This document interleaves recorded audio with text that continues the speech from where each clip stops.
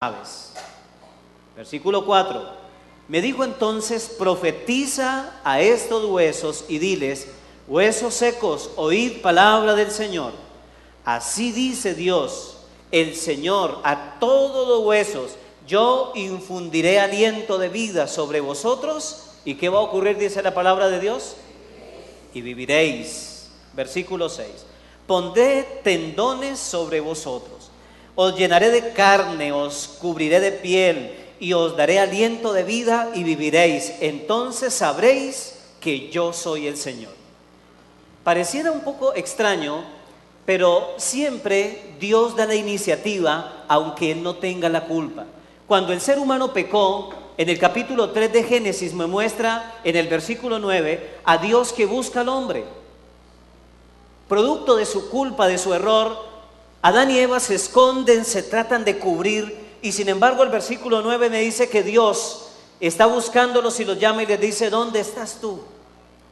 El ser humano hoy vive en pecado y en vez de buscar a Dios para buscar que le limpie y le perdone, nos escondemos, corremos, y Dios sigue persiguiendo al ser humano, sigue llamando a sus hijos porque desea que tengamos vida y la tengamos en abundancia. Amén. Dios se interesa en nosotros. ¿Cuántos se alegran de eso? Dios se preocupa de ustedes y de mí. Dios quiere nuestra salvación, y por eso este mensaje es un mensaje para la iglesia. En los versículos finales, en el versículo 11, vamos a saltar, vamos a dejar los versículos 7 al 10 para la parte final. Capítulo 37, de nuevo en Ezequiel. Y ahora el versículo 11 en adelante, me dijo después: hijo de Adán, todos estos huesos son la casa de Israel. Entonces no tenemos que tratar de adivinar a quién está dirigida la profecía, a quién está dirigida la predicación. ¿Quiénes entonces son esos huesos? La casa de Israel, el pueblo de Israel. Y de manera espiritual, ¿quién es el Israel moderno? Nosotros. Entonces hoy nos dice Iglesia de Redención, pueblo adventista, ustedes son esos huesos secos. Ellos dicen: ¿qué decía el pueblo de Dios en esa época? Nuestros huesos se secaron, nuestra esperanza pereció, somos destruidos. Por tanto profetiza y diles: así dice el Señor, yo voy a abrir vuestros sepulcros, pueblo mío. Os haré subir de vuestras sepulturas y os traeré a la tierra de Israel. Y sabréis que yo, el Señor, cuando abro vuestros sepulcros y os saqué de ellos, pueblo mío sois, pondré mi espíritu en vosotros y viviréis. Y os haré reposar sobre esta tierra y sabréis que yo, el Señor, lo dije y lo hice, dice el Señor. Entonces entendemos, por lo que el mismo profeta allí está explicando, que esta profecía de los huesos secos regados en todo el valle están representando al pueblo de Dios en esta época por escatología, por interpretación espiritual. Y aunque tuvo su cumplimiento también en el pueblo de Israel en su época, quisiera que ustedes pensaran en este momento que aunque ya cumplió su época, el mensaje fue dado al pueblo de Israel, hoy ese mismo mensaje se debe predicar para esta iglesia. Una iglesia que como mayor necesidad, lo hemos dicho las últimas predicaciones, su mayor necesidad, la mayor de todas, es la de un reavivamiento espiritual, la de una reforma de la verdadera piedad. Y tal vez algunos dirán: ya hemos escuchado bastante de eso, y de seguro que lo van a seguir escuchando, porque durante todo el año estamos haciendo énfasis que es necesario vivir más cerca de Dios. Amén. Una iglesia que viva más cerca de Dios, una iglesia que esté en reforma y reavivamiento espiritual. Hacer cambios, hacer reformas, si no son el producto del Espíritu Santo en nuestra vida, no tendrán sentido. Se convertirán en pesadas cargas, sea en la dieta, sea en los hábitos de estudio, sea en la parte misionera, sea congregarnos en grupos pequeños, cualquier cosa que no sea el producto primero de mi reavivamiento espiritual, de la reforma que hace el Espíritu Santo en mi vida, cualquier otra cosa se podrá convertir en algo tedioso o difícil. Podremos entonces decir otra vez, ya lo escuché, no me lo repitan. Pero tal vez en esta mañana podemos decir que cuando el Espíritu Santo vivifica la vida del creyente, todo lo que significa servicio, devoción y amor a Dios y al prójimo se convierten en delicia, se convierten en agrado.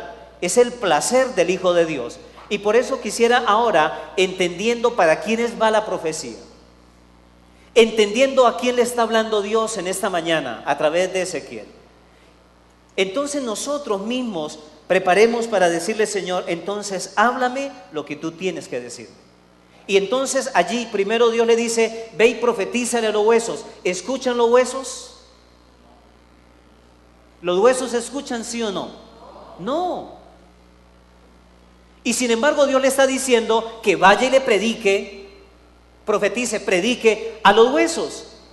Y entonces entendemos por los mismos comentarios que hay de estos versículos, que representan esos huesos secos, y que el énfasis en el versículo 2 dice: y estaban secos en gran manera, secos en extremo, resecos, como lo quieras llamar. Y entonces le dice al profeta: vas y le predicas a esos huesos que están completamente secos, representando vidas que están desprovistas completamente de Dios. Cristianos, pueblo de Dios, y los que no hacen parte de Él, que están sin la presencia de Dios, sin el Espíritu Santo, que viven sin Dios, que están muertos ante la presencia de Dios. Y algunos dirán ustedes: bueno, ¿cómo así que muertos? Bueno, la escena que presenta el capítulo 15 de San Lucas, cuando habla acerca del hijo pródigo, me dice que hacen fiesta, que se regocijan. Y en el versículo 24 dicen las palabras del Padre: porque este hijo estaba muerto y ha revivido, se había perdido y ha sido hallado.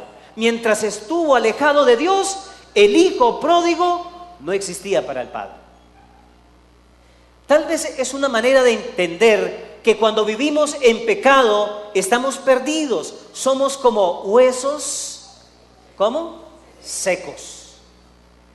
Y por eso allí Dios le está diciendo: predícale a los huesos secos, porque aunque humanamente no puedan vivir, es lo que nosotros pensamos: pastor, Señor, Dios mío, ir a darle un estudio bíblico a esta persona, le hemos dado 5 y nada pasa. Hablarle a este hermano que tiene esos hábitos y que no quiere cambiar, eso es perdido. Pero Dios nos dice: predícale. Porque no serán tus palabras, sino será el Espíritu. Y por eso en la primera parte del capítulo 37 dice que la mano del Señor vino a mí, y dice: y el Espíritu de Dios me llevó. Y entonces cuando le está diciendo que predique, está pidiendo que la voz salga, pero que el Espíritu haga el énfasis. No somos nosotros los que convertimos a la gente, es la influencia, es el poder, es la gracia del Espíritu Santo en el corazón del creyente. Pero no estoy hablando de obra misionera, no estoy hablando de que vamos a que el Espíritu Santo me utilice. Estoy hablando que el Espíritu Santo le habla a la iglesia, me habla a mí, le habla a usted en esta mañana, y me está recordando que mientras vivamos como pueblo de Dios y no tengamos conexión con Él, somos huesos secos. ¿Se alegra usted de que le digan hueso seco? Creo que no. Y no quisiera que ustedes piensen que les estoy diciendo a ustedes. Estoy diciendo que para nosotros como pueblo de Dios es un mensaje que nos hace pensar si nuestra vida espiritual está seca, si nuestra conexión con Dios no es viva, si no estudiamos, no oramos, no tenemos conexión con Dios, como quisiera que lo llamen, estamos secos. Y ahora Dios dice: vaya y les predica. Y sin embargo Dios promete que ocurrirá algo. Y el versículo 7, a pesar de que parecía un poco insólito o extraño, el profeta obedece. Y entonces llega allí, se coloca y trata de imaginar que ese poco de huesos, ese poco de cráneos, ese poco de fémur, bíceps, bueno, todo lo que está allí, tal vez implícito en los músculos que vendrían, entonces sería lo que Dios iba a obrar en ellos. Y les dice: pues como mandó el Señor, hubo un gran ruido, versículo número 7, y un temblor, y mientras yo profetizaba, dice allí, los huesos llegaron cada uno a su hueso. Y al mirar vi los tendones sobre ellos, y la carne y la piel los cubrió, pero no había en ellos aliento de vida. Y entonces imaginen ustedes al profeta, está allí y empieza a predicar: los huesos secos, por favor, deben volver a vivir. Y empieza allí un fémur y sale la tibia, el peroné, y empieza a salir de allí un cráneo, sale por el otro lado, y entonces el profeta los esquiva y todo va colocándose en su lugar, y de repente quedan todos en forma esquelética y siguen, y en ese momento empieza a surgir la carne, los tendones, arterias, todo, absolutamente todo. Yo creo que Warner Bros. O cualquier otro mecanismo de películas quedó muy corto, porque lo que estaba viendo el profeta en ese momento representaba un milagro. Huesos secos, y ahora cada hueso coloca en su lugar, ahora los huesos son recubiertos, ahora está la dermis, la epidermis, todo está completo, y sin embargo ahora falta todavía algo más en esos. Porque aunque ya estaban todos los huesos pegados, aunque ya estaba la carne, estaban todos los tendones, aunque estaba la piel, ¿qué faltaba allí? Ahora volvemos a Génesis capítulo 2, el versículo 7. Es lo mismo que faltaba allí, cuando Dios coloca allí en su mano el barro, forma, coloca tal vez hueso por hueso, aunque siempre imaginamos que fue solo barro, pero hueso por hueso lo coloca allí los tendones, coloca la carne, coloca la piel, y en ese momento está tendido sobre el piso Adán. Ahora lo que está viendo el profeta es